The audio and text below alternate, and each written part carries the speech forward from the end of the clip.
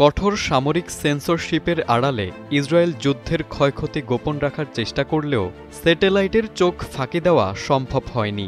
মার্কিন গবেষকদের satellite radar চিত্রে উঠে এসেছে এক ভিন্ন বাস্তবতা। নতুন তথ্যে জানা গেছে, সাম্প্রতিক ১২ দিনের সংঘাতে ইরানের ক্ষেপণাস্ত্র ইসরায়েলের অন্তত ৫টি গুরুত্বপূর্ণ সামরিক ঘাঁটিতে সরাসরি আঘাত হেনেছে। দ্য টেলিগ্রাফের প্রতিবেদন অনুযায়ী যুক্তরাষ্ট্রের অরেগন স্টেট ইউনিভার্সিটির গবেষকরা এই চাঞ্চল্যকর তথ্য প্রকাশ করেছেন। তাদের বিশ্লেষণ ইসরায়েলি কর্তৃপক্ষের দাবির সঙ্গে পুরোপুরি সাংঘর্ষিক। ইসরায়েল আনুষ্ঠানিকভাবে এই হামলার কথা স্বীকার করেনি এবং কঠোর সামরিক আইনের কারণে দেশটির গণমাধ্যমেও এ নিয়ে কোনো প্রতিবেদন প্রকাশিত হয়নি। শুধু সামরিক স্থাপনাতেই নয়, আরও ৩৬টি ইরানি ক্ষেপণাস্ত্র আঘাত হেনেছে ইসরায়েলের আকাশ প্রতিরক্ষা ব্যবস্থা ভেদ করে আবাসিক ও শিল্প এলাকায়। ইসরায়েলের অত্যাধুনিক সতর্কীকরণ ব্যবস্থা এবং জনগণের শৃঙ্খলাবদ্ধ আচরণের কারণে মৃতের সংখ্যা প্রায় ২৮ জনে সীমাবদ্ধ থাকলেও এই সংঘাতে প্রায় ১৫,০০০ মানুষ গৃহহীন হয়েছে। বিশেষজ্ঞরা বলছেন, যুদ্ধের প্রথম দিকে ইরানের ক্ষেপণাস্ত্র ভেদ করার হার কম থাকলেও দিন গড়ানোর সাথে সাথে তা বেড়েছে।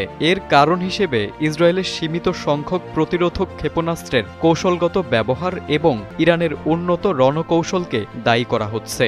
ইরান ধীরগতির ড্রোন পাঠিয়ে প্রথমে ইসরায়েলের প্রতিরক্ষা ব্যবস্থাকে ব্যস্ত ও বিভ্রান্ত করে, এরপর সেই সুযোগে অত্যাধুনিক ব্যালিস্টিক ক্ষেপণাস্ত্র দিয়ে লক্ষ্যবস্তুতে আঘাত হানে।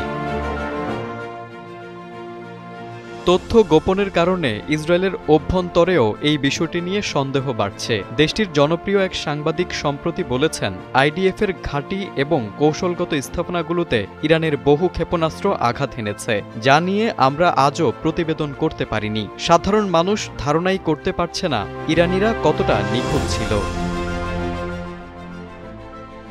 তবে ইসরায়েলি সামরিক কর্মকর্তারা মনে করছেন, তারা ইরানের প্রায় অর্ধেক ক্ষেপণাস্ত্র উৎক্ষেপক ধ্বংস করতে সক্ষম হয়েছেন। তাদের আশঙ্কা, ইরান এখন গণ উৎপাদন কৌশলের দিকে ঝুঁকছে, যা আগামী কয়েক বছরে তাদের ক্ষেপণাস্ত্রের ভাণ্ডার হাজার হাজার বাড়িয়ে তুলতে পারে। এই স্যাটেলাইট চিত্র তাই ভবিষ্যতের এক আরও বড় সংঘাতের ইঙ্গিত দিচ্ছে।